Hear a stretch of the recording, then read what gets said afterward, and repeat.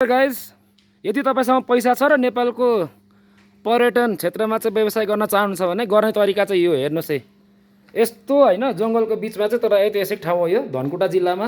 A1 कोठा star लेभलको wash basin, western style toilet, double बेडदेखि लिएर तपाईँको पछाडिको बाल्कोनीसम्म रहेको छ है। यहाँ हेर्नुहोस् बाल्कोनी पनि म तपाईँलाई देखाउँछु। यो चाहिँ अब वैशाख 1 गते ओपनिङ हुँदैछ। लोकेसन कहाँ हो भन्दाखेरि साँगुरीगढी गाउँपालिका साँगुरीगढीकै छेउमा धनकुटा जिल्ला। घुम्न आउनु होला। एसी सहितको रुम छ। म तपाईँलाई स्विमिङ पुल पनि देखाउने छु।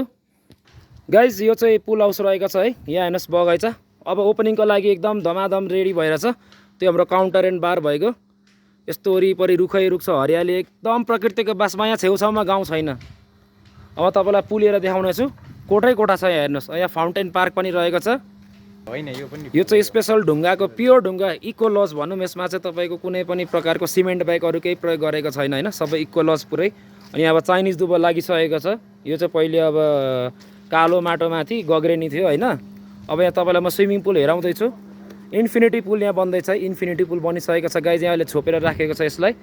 यो भयो हाम्रो चेन्जिङ रुम। अब स्विमिङ पुल हाम्रो यो छ है। बबाले तरिकाले चाहिँ छोपेर राखेको छ। तपाईँ आउनुहोस्, रिल्याक्स गर्नुहोस्, इन्जोय गर्नुहोस्। तपाईँको यहाँ यतातिर आराम गर्ने ठाउँ छ। यहाँबाट तपाईँले धरानको भ्यू देख्न सक्नुहुन्छ। यता तलतिर तपाईँ अलिकति हिँडेर आउनु भने धरान देख्न सक्नुहुन्छ। एकदमै चाहिँ टायल लिएर अब यहाँ तपाईँको मान्छे यसरी सुत्ने यो वाला कुर्सी लाग्दैछ है। गाइज र यसको किचन चाहिँ यतातिर रहेको छ है। यो साइडमा म भरेङमा हिँडेर देखाउँदैछु। Visit Bhedetar, visit east Nepal. अब पूर्वतिर पनि चाहिँ प्रकृतिको लागि होइन, प्रकृतिको बिचमा राम्रो राम्रो पर्यटनको चाहिँ ल्यान्डमार्कहरू बन्दैछ। यो चाहिँ पुल रुम हो गाइज है। यहाँ तपाईँ के खेल्न चाहनुहुन्छ पुलदेखि लिएर तपाईँलाई यहाँ एउटा फायर हाउस पनि राखेको छ।